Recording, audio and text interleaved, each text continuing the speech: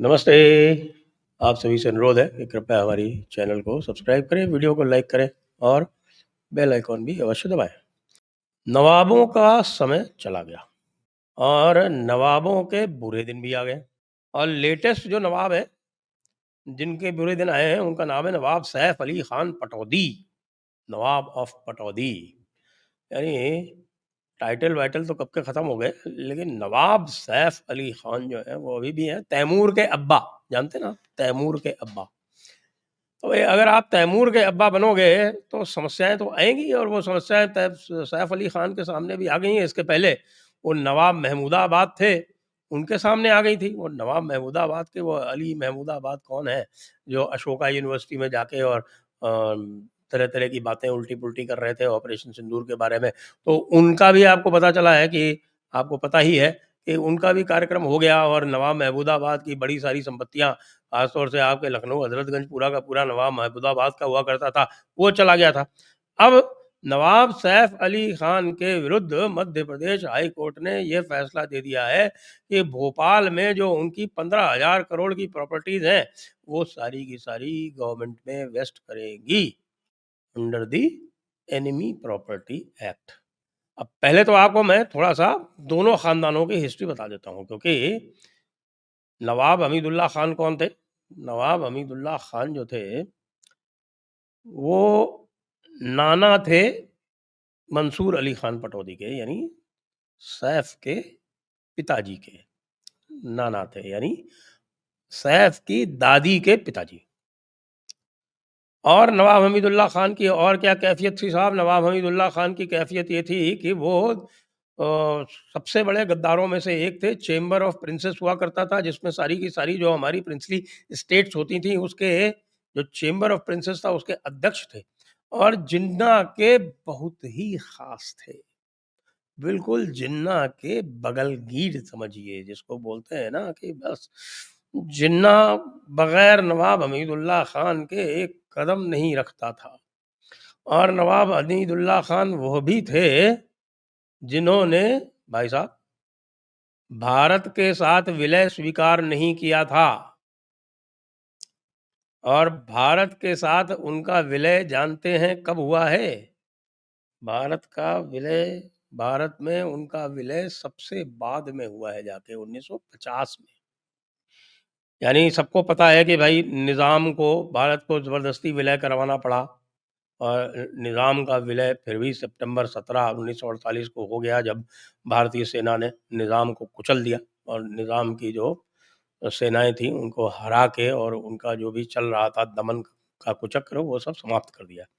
लेकिन नवाब हमीदुल्लाह खान नहीं माने। वो कहा, ना, हम तो साहब मिलेंगे तो पाकिस्तान में मिलेंगे, नहीं तो मिलेंगे ही नहीं, नहीं तो हम इंडिपेंडेंट रहेंगे।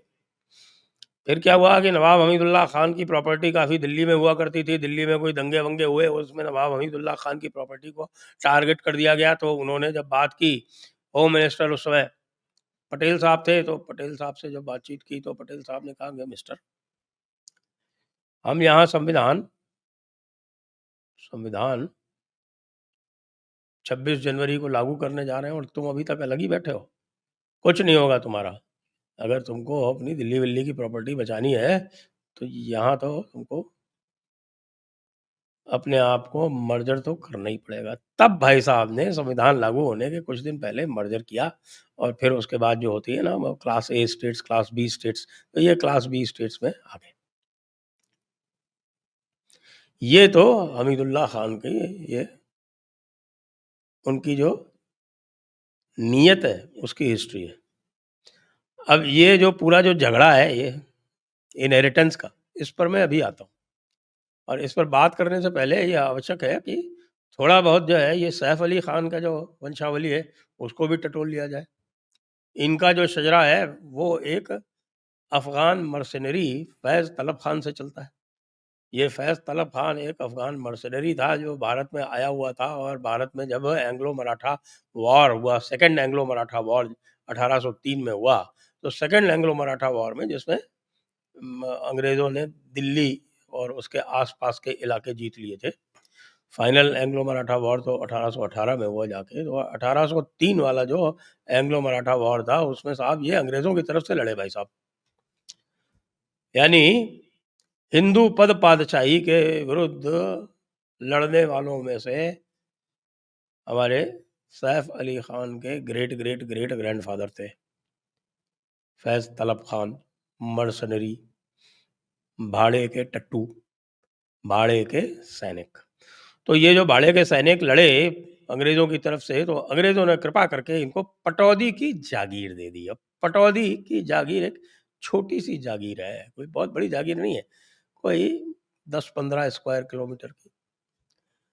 तो वो 10-15 स्क्वायर किलोमीटर की जागीर लेके साहब फैज अलब खान नवाब ऑफ पटौदी बन गए, और उन्हीं नवाब ऑफ पटौदी से उनकी जो है वंशावली चलती रही। तो पहले आपने देखा इफ्तिखार अली खान पटौदी थे।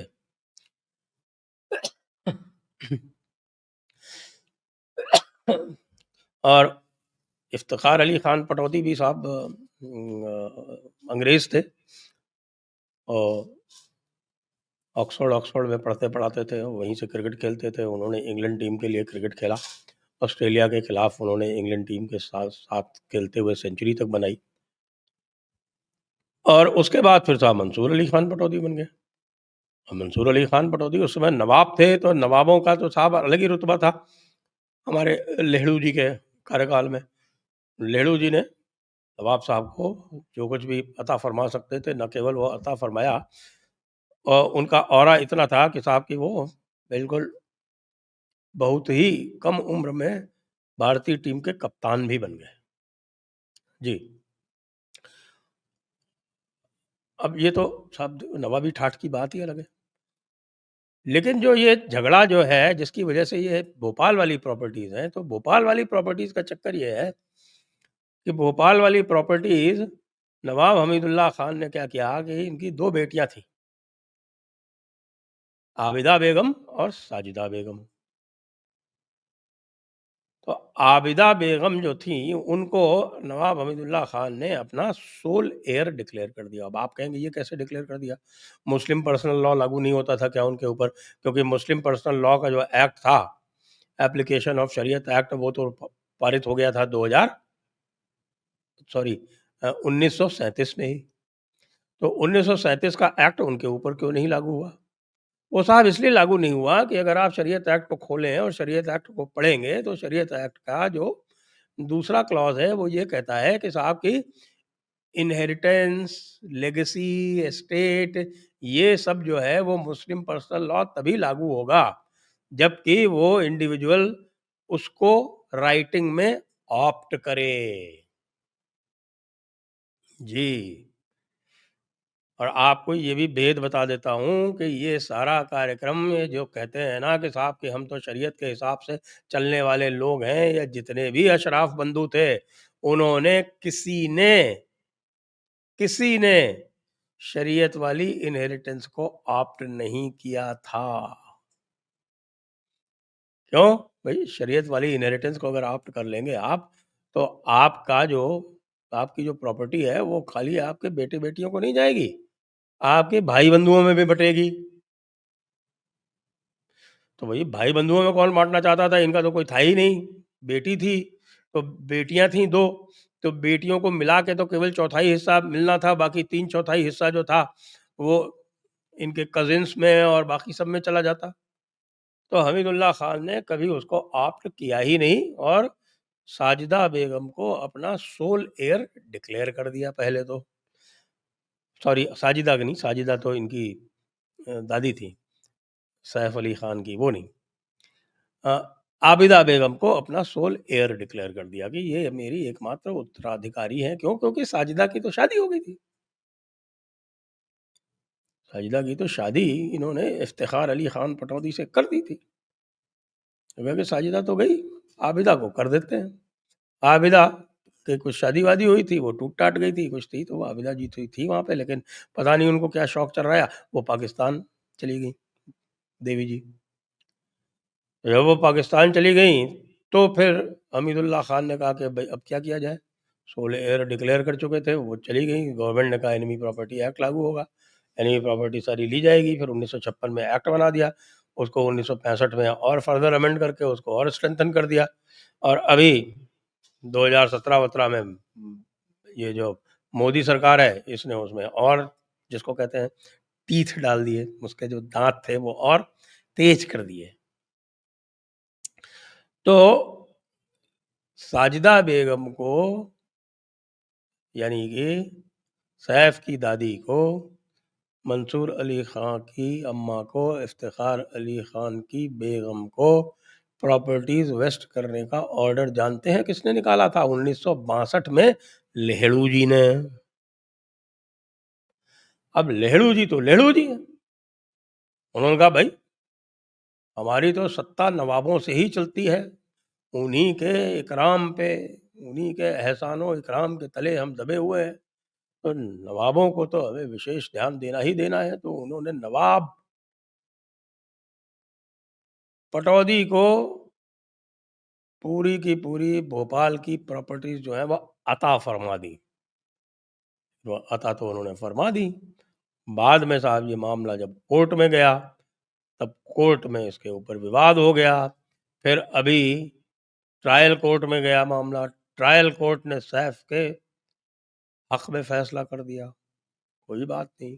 सरकार चली गई मध्य प्रदेश हाई कोर्ट और मध्य प्रदेश हाई कोर्ट ने सैफ के हक में किया हुआ फैसला रद्द कर दिया।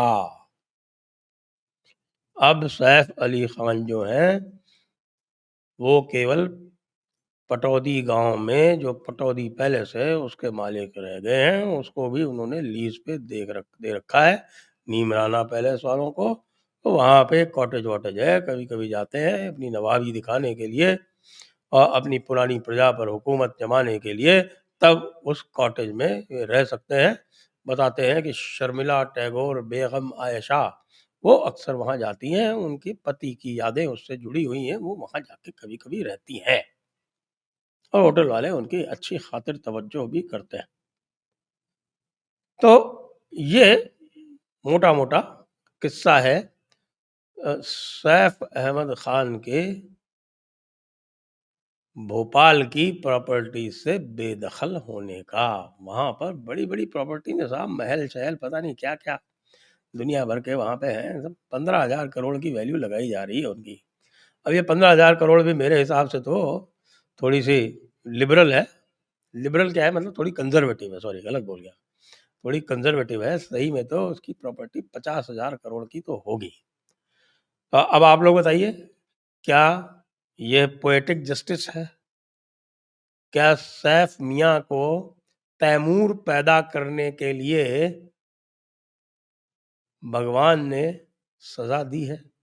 मेरे हिसाब से तो दी है, और दी है तो सही दी है, माकूल दी है, और भी कुछ सजा मिलनी चाहिए। जय हिंद, जय भारत, वंदे मातरम।